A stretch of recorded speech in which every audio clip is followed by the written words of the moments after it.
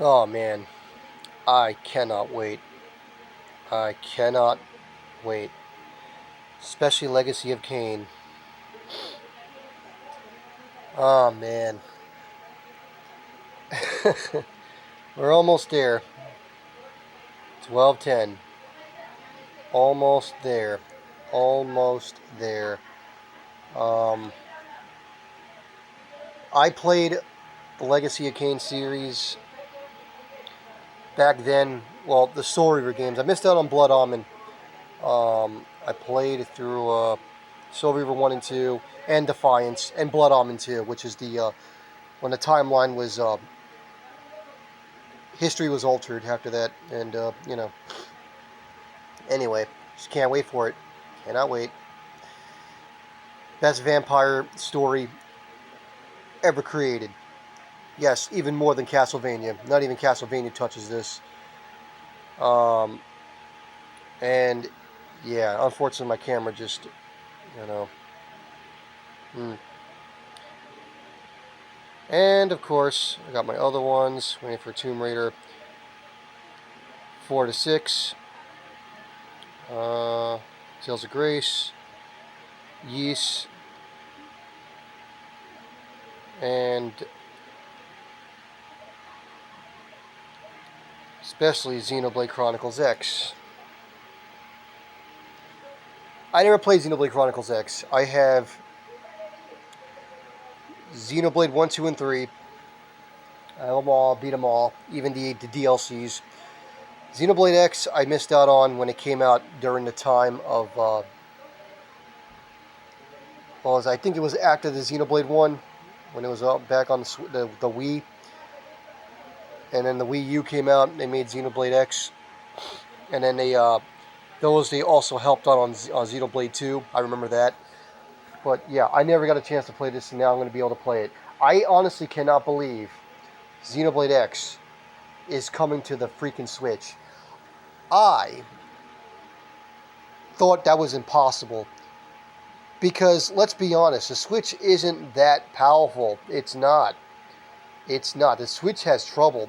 The Switch has a lot of trouble pulling off frames per second, lagging, all this other stuff you can think of. It does. Because, they try to make this into it's more of a handheld, so it's less powerful. It is slightly less powerful than the Wii U, and unfortunately, the Wii U was disastrous for Nintendo. So, but yeah, I can't believe it. I can't wait to see how this game is going to be able to function on the Switch. I can't wait to see it. I cannot wait. The game lands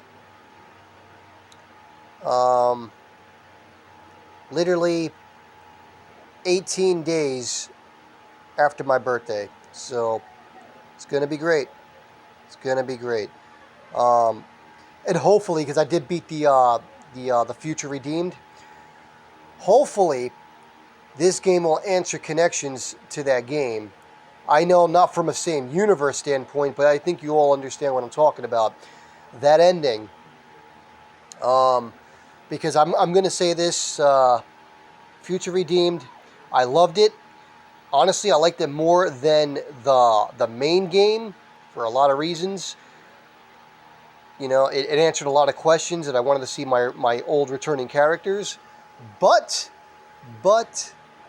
here's the problem. Here's the problem. Okay? Here's the problem. The game answered all these questions, but also made one hell of a cliffhanger. And unfortunately, the main game doesn't answer it either. And I'm just saying to myself, why would you make this the final end, right? Why would you make it the final end in Xenoblade Future Redeemed and not give us a proper end conclusion and show the end should have been showing everybody back in their own worlds together. The end. What I don't understand is, why didn't they show that? They do show the worlds coming apart at the end of Future Redeemed, but they don't show us the characters, the thing that mattered the most. Why would you do that? The only reason I could think they wouldn't finish that off is because they still have more to show.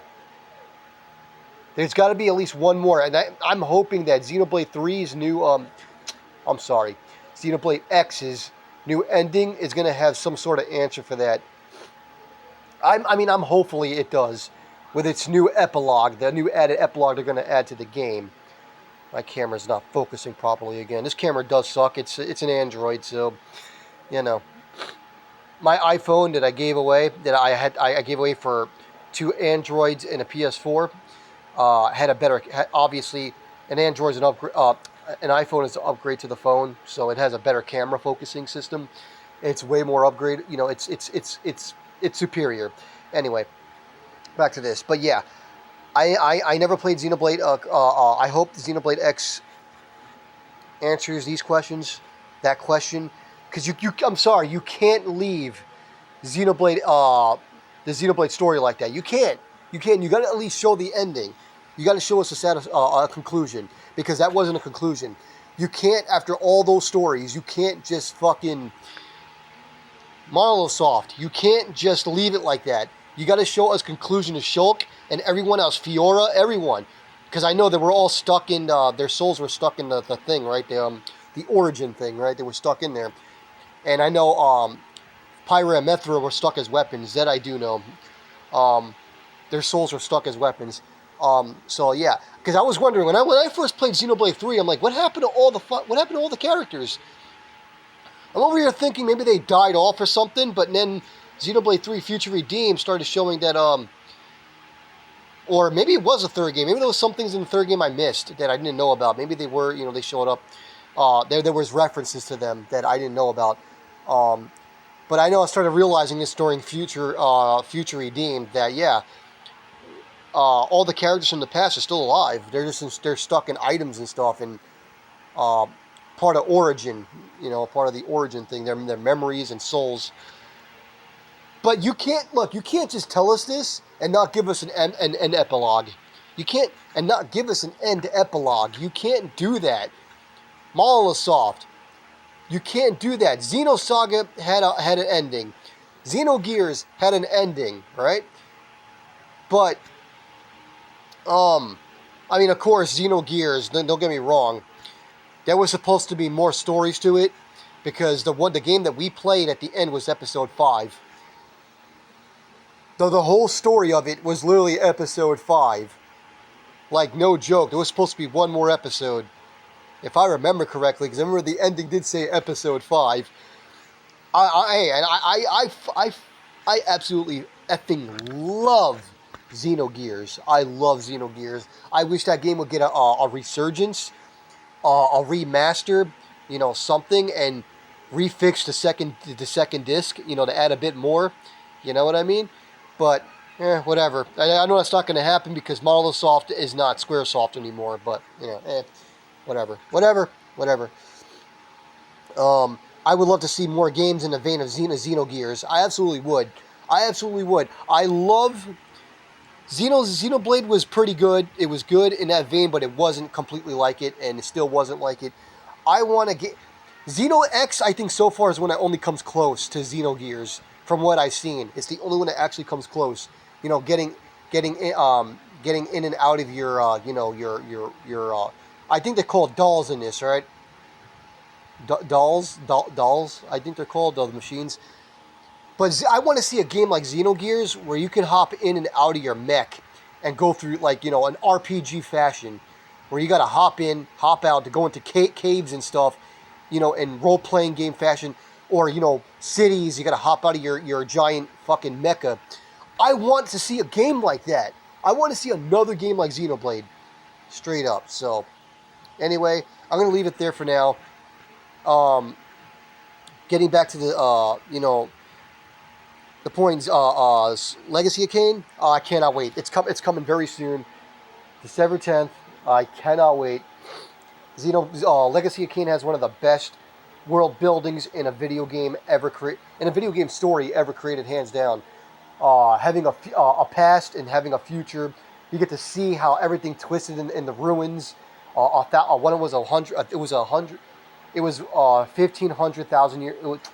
I'm sorry, it was 50, it was 100. It was 1,500 years later in the future with Soul Reaver, but you got to see things from the past, how they were all twisted. Especially with Soul Reaver 2, you get to go back in the past and see how things looked then. I love that type of stuff.